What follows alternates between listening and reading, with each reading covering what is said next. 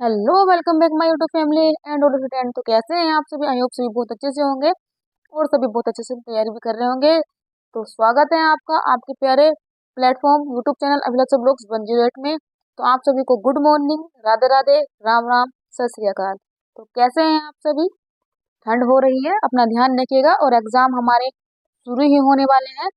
तो अपने एग्जाम को ध्यान रखते हुए अपनी तैयारी और अपने प्रैक्टिस सेशन, अपनी स्वास्थ्य और अपने अटेंशन पर ध्यान रखिएगा, क्योंकि इस बार हमको मौका छोड़ना नहीं है और मौका बार बार आता भी नहीं है।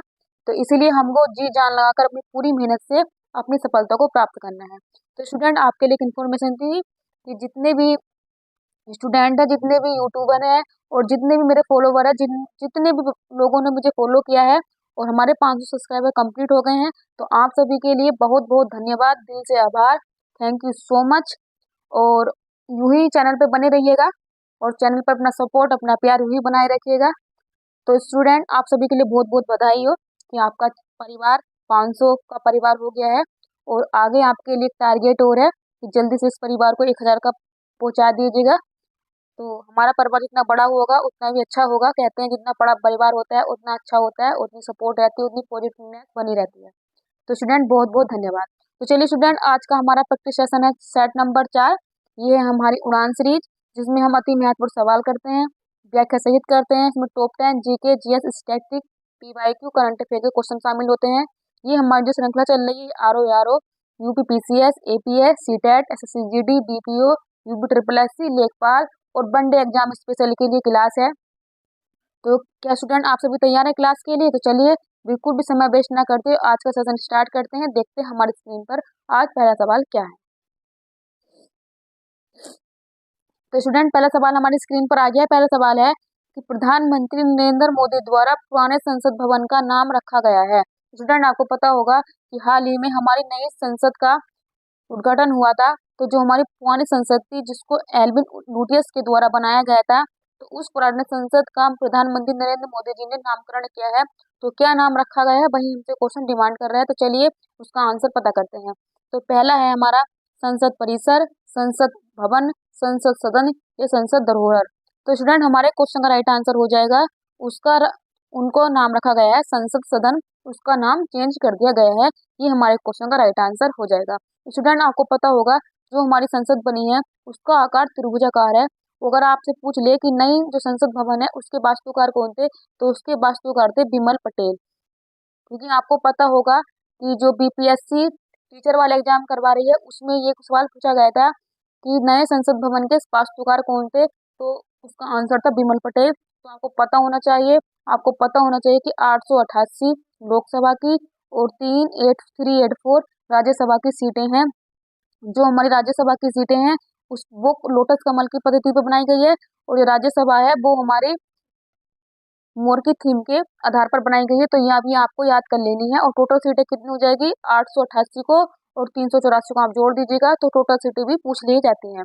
तो स्टूडेंट, ये हमारे क्वेश्चन का राइट आंसर हो जाएगा। आपको पता होगा जो हमारा कर्तव्य, जो राजपथ था, राजपथ का नाम बदलकर मोदी जी ने इसको कर्तव्य पथ कर दिया गया है। तो स्टूडेंट, आप ये भी याद रखेंगे।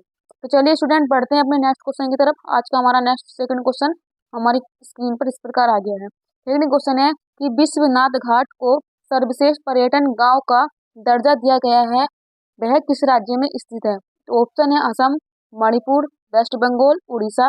तो स्टूडेंट, हमारे क्वेश्चन का राइट आंसर हो जाएगा असम में विश्वनाथ घाट स्थित है, इसको सर्वश्रेष्ठ पर्यटन गांव का दर्जा दिया गया है। तो ये हमारे क्वेश्चन का राइट आंसर हो जाएगा। स्टूडेंट, आपको पता होगा कि असम में बिहू नृत्य होता है और यहाँ पर ही कामाख्या माता का मंदिर है और यहाँ पर ही अम्बुबाची का मेला भी लगता है। जो कामाख्या माता का मंदिर है यहीं पर अम्बुबाची का मेला लगता है, काफी विश्व प्रसिद्ध मेला है। तो स्टूडेंट, ये हमारे क्वेश्चन का राइट आंसर हो जाएगा।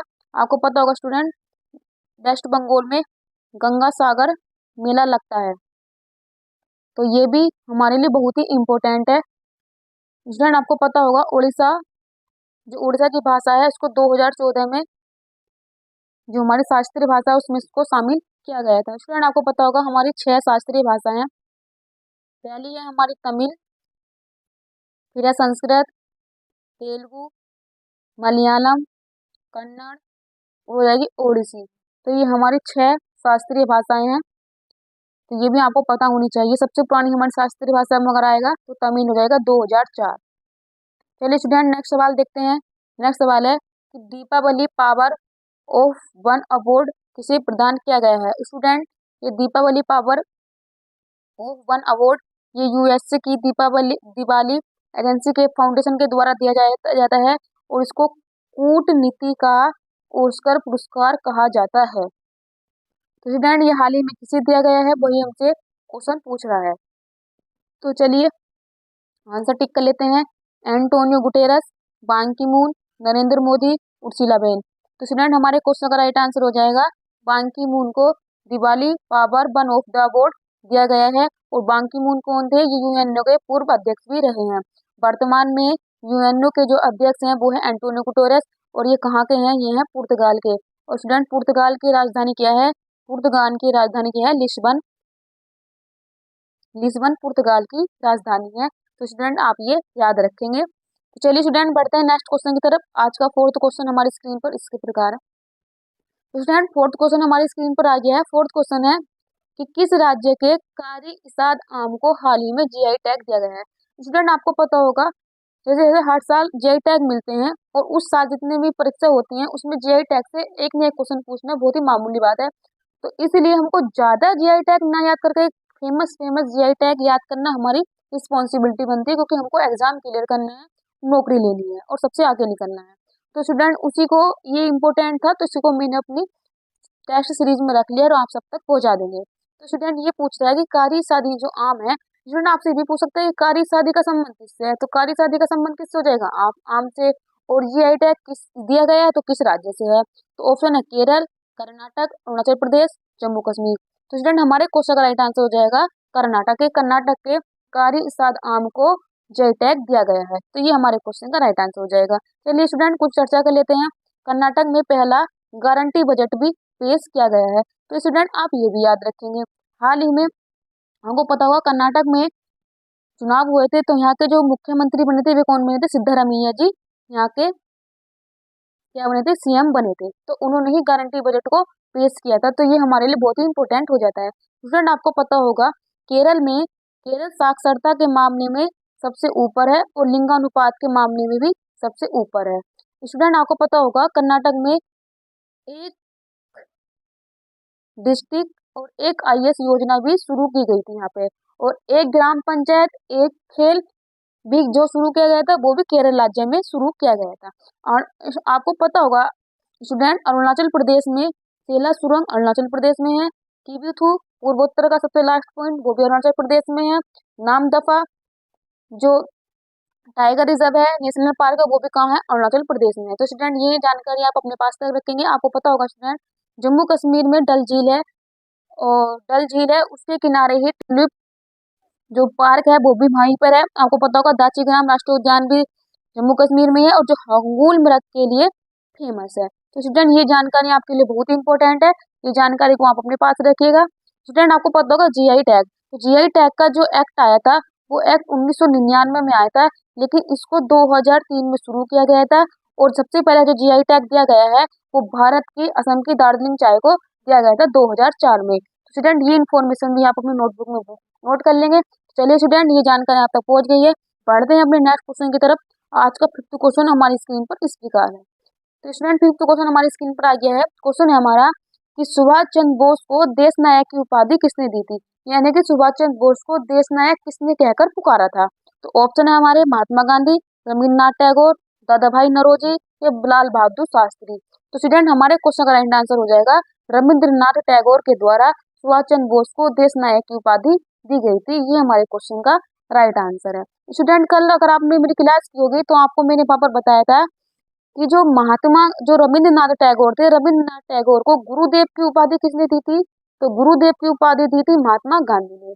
और महात्मा गांधी को महात्मा किसने कहकर पुकारा था, रविन्द्रनाथ टैगोर ने। क्यों कहकर पुकारा था, क्योंकि इन्होंने चंपारण में जो 3 कठिया पद्धति थी उसको समाप्त कर दिया गया था। तो वहां की महिला और पुरुषों ने खुश होकर के महात्मा गांधी जी को महात्मा बुलाया था। तो सबसे पहले महात्मा किसने बुलाया था, रविन्द्रनाथ टैगोर जी। इसके आंसर हो जाएगा। स्टूडेंट उसमें मैंने एक क्वेश्चन और रखा था, अगर आपको पता होगा कि सुभाष चंद्र बोस के द्वारा सबसे पहले राष्ट्रपिता भी किसको कहा गया था? वो कहा गया था महात्मा गांधी को। तो ये भी आपको जानकारी अपने पास तक रखनी है। तो चलिए स्टूडेंट, आप देख लेते हैं दादा भाई नौरोजी। दादा भाई नौरोजी को grand old man of the India की संज्ञा भी दी गई है, यानी कि भारत का वयोवृद्ध पुरुषविद कहा गया है। और राफ्त जो गोफ्तार है, ये दादा भाई नौरोजी का समाचार पत्र था। और ये कौन सी भाषा का था? ये था गुजराती भाषा का। तो स्टूडेंट, कभी कभी पत्र की आपसे भाषा भी पूछ सकता है, तो आपको ये जानकारी भी अपनी नोटबुक में नोट कर लेनी है। स्टूडेंट, हमारे आते हैं लाल बहादुर शास्त्री जी। लाल बहादुर शास्त्री की जो हत्या हुई थी वो बहुत ही संदिग्ध थी। आज तक इनकी हत्या कैसे हुई, किसके लिए करी, आज तक पता नहीं चला है। और ये हमारे भारत के प्रधानमंत्री भी रहे हैं। और आपको पता होगा जब ताशगंज समझौता हुआ था उज्बेकिस्तान में, तो वहां पर इनकी रहस्यमय हत्या हो गई थी। अगर आपसे पूछा जाए कि भी लाल बहादुर शास्त्री की जो मतलब जहाँ पर इनकी मृत्यु हुई थी, जहाँ पे इनको मतलब अंतिम संस्कार हुआ था, उस भूमि को क्या बोलते हैं? वहाँ पे बोलते हैं विजय घाट, उस भूमि को बोला जाता है।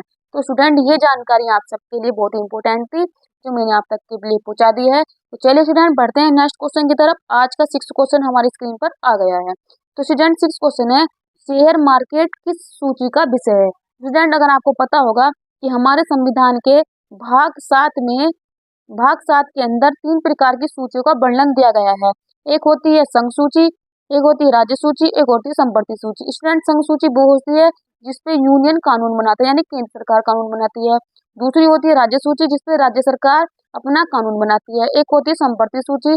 संवर्ती सूची वो होती है जिसमें सेंटर, यूनियन और स्टेट मिलकर के कानून बनाते हैं। स्टूडेंट, कुछ शक्तियां या कुछ पावर या कुछ विषय ऐसे होते हैं जिन पर कोई भी ना कानून बनाकर उन पर कानून कौन बनाती है? वो संसद ही कानून बनाएगी। तो स्टूडेंट, ये जानकारी आपके लिए बहुत ही इंपॉर्टेंट है। चलिए इसका क्वेश्चन का आंसर लगा लेते हैं कि शेयर मार्केट की सूची का विषय है। ऑप्शन नंबर 1 है संघ सूची, राज्य सूची, संवर्ती सूची, या इनमें से कोई नहीं। तो स्टूडेंट, हमारे क्वेश्चन का राइट आंसर हो जाएगा संघ सूची। शेयर मार्केट जो है वो संघ सूची का विषय है। तो ये हमारे क्वेश्चन का राइट आंसर हो जाएगा। और संघ सूची भाग किस अनुसूची में आती है? तो ये आती है अनुसूची नंबर 7 में। तो आप ऐसे याद रखेंगे। चलिए स्टूडेंट, बढ़ते हैं नेक्स्ट क्वेश्चन की तरफ। क्वेश्चन है हमारा नेक्स्ट, ये हमें लिया है वर्ल्ड ज्योग्राफी से। बहुत ही इंपॉर्टेंट क्वेश्चन था और ये यूपीपीसीएस की परीक्षा 2014 में पूछा गया है क्वेश्चन है। तो क्वेश्चन है हमारा कि क्षेत्रफल और आयतन के आधार पर विश्व की सबसे बड़ी झील कौन सी है? क्षेत्रफल और आयतन दोनों के आधार पर विश्व की सबसे बड़ी झील कौन सी है? ऑप्शन है बैकाल झील, मिसिसिपी झील, कैस्पियन सागर या मृत सागर। तो स्टूडेंट, हमारे क्वेश्चन का राइट आंसर हो जाएगा कैस्पियन सागर हमारे क्वेश्चन का राइट आंसर है। स्टूडेंट, आपको बिल्कुल भी कंफ्यूजन नहीं होना है कि कैस्पियन सागर के नाम के पीछे कैस्पियन सागर लिखा है तो ये सागर है। ये सागर नहीं है, ये झील ही है, लेक है। तो इसमें कंफ्यूजन नहीं होना है। ये हमारे क्वेश्चन का राइट आंसर हो जाएगा। चलिए स्टूडेंट, कुछ जानकारी और ले लेते हैं। बैकाल झील कहाँ है? बैकाल झील है रूस में। और आपको पता होगा स्टूडेंट, इसको पर्ल ऑफ साइबेरिया भी कहते हैं। और साइबेरिया आपको पता होगा, साइबेरिया कहाँ है? रूस में है। और मिसिसिपी जो झील है ये आती है यूएसए में। और यूएसए में जो 5 झील है उसमें ये सेकंड नंबर पे आती है। स्टूडेंट, आप देख रहे होंगे मृत सागर को बोलते हैं डेड सिटी। और यहाँ पर लवणता जो होती है बहुत ही उच्च मात्रा में पाई जाती है। यहाँ पर कोई भी आदमी अगर तैरेगा तो वो डूबेगा नहीं, इसके ऊपर तैरता रहेगा। इसी वजह से इसको बोलते हैं डेड सी। चलिए स्टूडेंट, बढ़ते हैं नेक्स्ट क्वेश्चन की तरफ। क्वेश्चन नंबर 8 हमारी स्क्रीन पर इस प्रकार है। तो क्वेश्चन नंबर 8 है स्टूडेंट कि भारतीय संविधान की अनुसूची 10 का संबंध किससे है? ऑप्शन नंबर 1 है संपत्ति के अधिग्रहण से, दल बदल कानून से, पंचायती राज से, नगर पंचायत से। तो स्टूडेंट, हमारे क्वेश्चन का राइट आंसर हो जाएगा दल बदल से ही हमारे क्वेश्चन का राइट आंसर हो जाएगा। स्टूडेंट, आप सोचेंगे कि इसको याद कैसे करें, क्योंकि आपको पता होगा हमारे संविधान में कितने 22 तो भाग हैं और 12 क्या है? अनुसूची है। तो इनको याद रखना बहुत ही बड़ी बात है। तो चलिए इसको याद भी कर लेते हैं शॉर्ट ट्रिक के माध्यम से। स्टूडेंट, ये है अनुसूची 10 में। अनुसूची 10 को लिखते हैं इस प्रकार से 10 और 10 है दल बदल। तो आप इसे लिंक करके याद कर सकते हैं। आप इसे कभी भूलेंगे नहीं, क्योंकि आपको पता होगा जो भी चीजें हम मजेदार तरीके से फुल अटेंशन के साथ और खुद उसमें क्रिएट होकर अगर हम चीज़ को याद करते हैं तो उस चीज़ को हम कभी भूलते नहीं है। तो इस प्रकार से आप इसको बिल्कुल भी नहीं भूलने वाले हैं। चलिए स्टूडेंट और भी चर्चा कर लेते हैं। आप देख रहे हैं संपत्ति के अधिग्रहण से, तो आपको पता होगा स्टूडेंट जो संपत्ति का अधिग्रहण था वो उसको हमने 44वें संविधान संशोधन 1948 के द्वारा इसको 19F से हटाकर हमने इसको 300 क में पहुंचा दिया है। और 300 क किसके अंतर्गत आता है? ये भाग 12 के अंतर्गत आता है। स्टूडेंट ये जानकारी आपके लिए बहुत ही इंपॉर्टेंट है। ये दल बदल संपत्ति का जो अधिग्रहण का कानून था उसको समाप्त कर दिया गया है, उसको विधिक अधिकार बना दिया गया है और उसको 19F से उठा करके 300 क में पहुंचा दिया गया है। तो 300 क जो अनुच्छेद आता है वो किस भाग में आता है? तो भाग 12 में आता है। तो ये जानकारी आपके लिए अगर इम्पोर्टेंट थी, अच्छी लगी तो प्लीज कमेंट करके जरूर बताइएगा। अगर आपको जानकारी और कंटेंट अच्छा लग रहा है तो प्लीज स्टूडेंट चैनल को सब्सक्राइब कर लीजिएगा, बेल आइकन को प्रेस भी कर लीजिएगा। आपके लिए हर जानकारी और कुछ ना कुछ नया आप तक जरूर पहुंचाया जाएगा।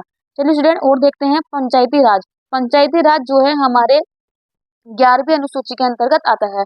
पंचायती राज में 19 विषय हैं और 29 विषय हैं। कितने विषय हैं स्टूडेंट? 29 विषय हैं। तो आप बोलोगे मैडम उसको याद कैसे किया जाएगा? देखिए अनुसूची कितने में है? 11 में है और विषय कितने हैं? 29। अगर मैं 9 प्लस अगर 2 को जोड़ दूं तो कितना आएगा? 11 और 11 ही क्या हो जाएगा? अनुसूची हो जाएगी। तो ये हमारे राइट आंसर हो जाएगा। अगला आता है नगर पंचायत। नगर पंचायत कौन सी है? 12 भी है और उसमें कितने विषय हैं? 18 विषय हैं। तो स्टूडेंट कैसी लगी आपको जानकारी? अगर अच्छी लगी है तो प्लीज जरूर बताइएगा। चलिए बढ़ते हैं आज के सेकंड लास्ट क्वेश्चन की तरफ। थम झील से चिल्का झील से। तो स्टूडेंट हमारे क्वेश्चन का राइट आंसर हो जाएगा फुलहर झील से गोमती नदी का उद्गम हुआ है। और गोमती नदी का उद्गम हुआ है फुलहर झील से। और ये कहाँ है फुलहर झील? ये है पीलीभीत जिला में। और आपको पता होगा पीलीभीत को वन डिस्ट्रिक्ट वन प्रोडक्ट के तहत कौन सा प्रोडक्ट दिया गया है? तो बांसुरी। तो बांसुरी के लिए पीलीभीत फेमस है। तो ये हमारे क्वेश्चन का राइट आंसर हो जाएगा। स्टूडेंट आप देख होंगे आयर झील। आयर झील कहाँ है? आयर झील है ऑस्ट्रेलिया में और इसको मृत भूमि का हृदय भी बोला जाता है। और चिल्का झील कहाँ है? चिल्का झील है ओडिशा में। तो स्टूडेंट ये सब जानकारी आपके लिए थी। चलिए बढ़ते हैं अगली तरफ। क्वेश्चन थोड़े हमारे हो गए हैं डिस्टर्ब, हमने नंबरिंग कर दिए गलत, कोई बात नहीं।